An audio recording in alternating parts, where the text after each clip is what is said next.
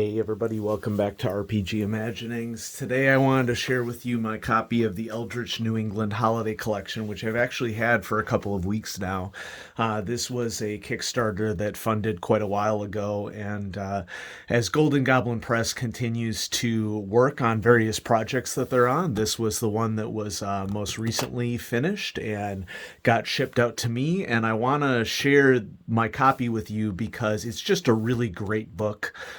Great production values. The team at Golden Goblin Press did a spectacular job on it.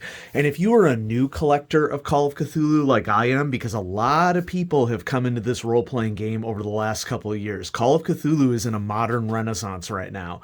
And part of the reason why I feature it so much on the channel is because, I love it. It's my favorite role-playing game. I've started collecting it. I've started collecting supplements going all the way back to the start of the game, 80s and 90s. And this is an example of a supplement that is really useful for newer collectors because it contains some real classics of the game combined with newer scenarios and with a concept that hasn't really been featured too much in the game, and I would argue too much in role-playing games in general. And so if you want to buy into it, this book is well worth your money, and I'm so glad that I backed this Kickstarter. And so the New England...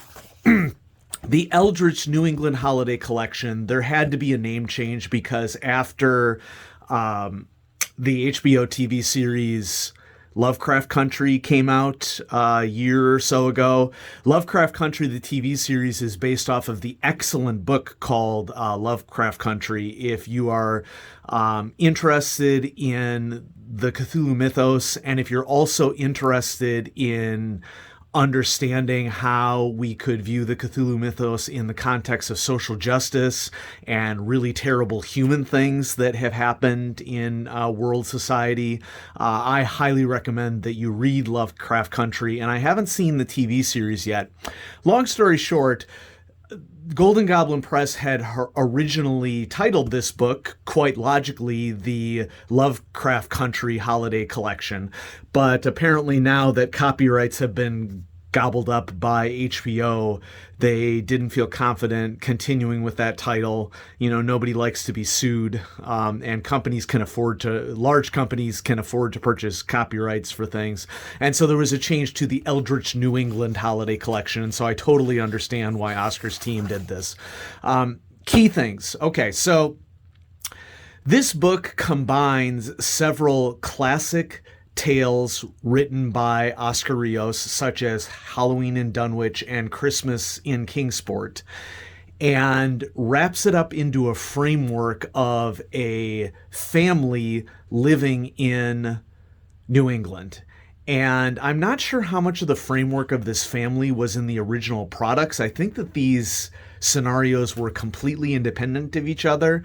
Correct me if I'm wrong in the comments, but what we have now is that the team has basically brought together the older scenarios that are linked around holidays and put them all into one giant collection and added scenarios to it as well to really expand it. And what we have here is a really detailed, beautiful, well thought out and high production value in terms of layout and overall book that includes all of those scenarios, but also knits them all together in a campaign style by following a group of children who are all part of the Morgan family in Lovecraft Country. I can use that because, I don't think I need to be worried about being sued by HBO, but just FYI, HBO owns the copyright to Lovecraft Country. I'm referring to Lovecraft Country in a generic sense, okay?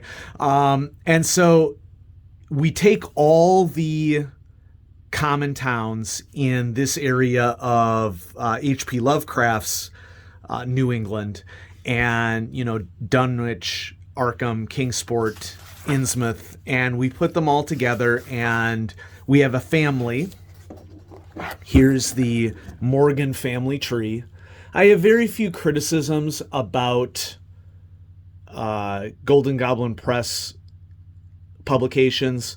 One of them that I have is that for those of us who are visually impaired, There doesn't always seem to be attenuation to size of text in books. I know anybody who bought this got the PDF. Okay, if you're going to buy this and your vision is not that great, I mean, you should buy it directly from Golden Goblin Press anyway to get the PDF, but you pretty much need the PDF if you want to use this family tree, because I'm telling you right now, I can't read the small text on the family tree, and my glasses give me 20/20 vision. The dates of the births and deaths, I can't read them at all.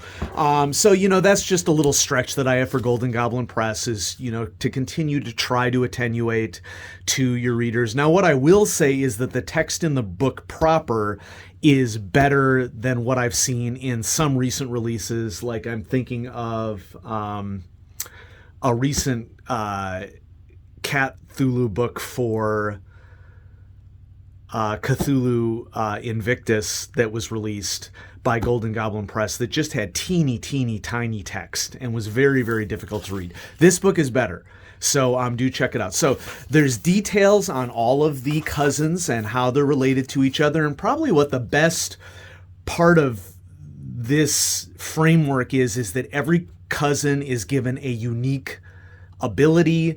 Every cousin is given a backstory that players can play, and that's just going to create some really rich role-playing from the start in these games. And so it contains these classic scenarios, Halloween in Dunwich and Christmas in Kingsport. And I believe that the next two, and you can see I'm in the middle of Christmas of Kingsport right now, and I've been enjoying the heck out of reading this. This is a really easy read, and I mean that as a compliment. The text flows really well. It's very clear as to what's intended to be happening in these scenarios. I think Easter in Arkham is a newer scenario. Maybe if we look to the credits page, we can see some detail on what some of the original publication dates were for some of these scenarios, or if it's all just going to be called 2020.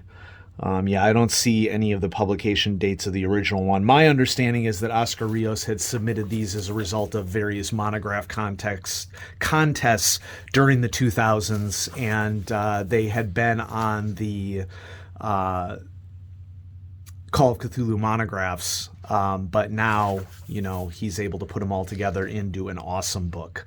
I love the art style of this book. So Easter in Arkham, and then finally a scenario that I'm pretty darn sure is brand spanking new is Innsmouth Independence Day. And so these sort of form an overarching campaign that all includes the Morgan cousins, and that also means that you have a really detailed character sheets of each of the cousins, both when they're young and both when they grow up. And so there's sort of like a Stephen King's It dimension to this that I really like. And so, here's Donald Sutton when he's a young adult as an artist, and there are also pulp Cthulhu characters that are included so that you can have variation if you want to play the campaign that way. And then, of course, the handouts have all been updated, and the handouts are just really, really beautiful. We get some maps of Dunwich and lots of the other towns, include a nicely labeled map of Arkham with some of the key locations labeled, and then some advertisements here at the back for Golden Goblin Press products. And so I am super psyched about this collection. I've been reading it over the last couple of weeks, and I'm really impressed with the scenarios.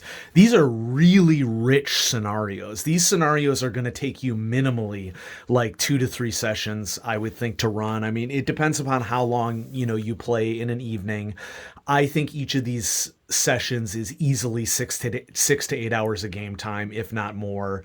Really richly designed, and I think that that's great because it really gives lots of possibilities for exploration for players, and that's what Call of Cthulhu is all about.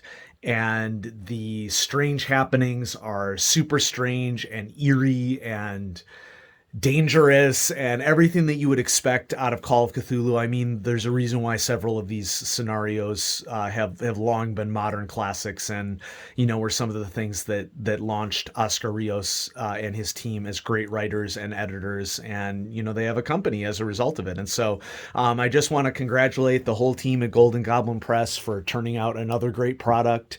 And I'm highly anticipating Cthulhu Britannica, which they're working on right now, which is the Britannica sort of setting guide with a couple of scenarios for Cthulhu Invictus. And as part of that, backing that collection, I went ahead and ordered the Cthulhu Invictus handbook, which I don't actually have yet, even though it's been out for several years. But I thought that I'd go ahead and just couple that in with that Kickstarter so that I had that I could contribute to Golden Goblin Press, and then also get everything that I would need to run Cthulhu Invictus. And yeah, so check it out, everybody. Thanks for watching RPG Imaginings. I have so much stuff to share with you. It's just difficult sometimes to find the time to make videos, but I'm going to keep bringing you great Call of Cthulhu and other role-playing game awesomeness. Here's some examples of other role-playing games that are coming up on RPG Imaginings. We have Vaesen coming up, which I'm very excited about. I've been reading Vaesen. I've also been reading a lot of small RPGs that really are just standalone products that I just want to highlight for people, because RPG Imaginings is, if anything, about recognizing that there's so much more to the hobby than just the big role-playing games, and that if you are interested in focusing on the ROLE part of role-playing, which many of us are, and many of us, that's where we focus our energies in the hobby, then I'm trying to make this the channel for you, because if we're not crafting awesome stories, we're just playing video games. And so thanks everybody for watching, and have a great day.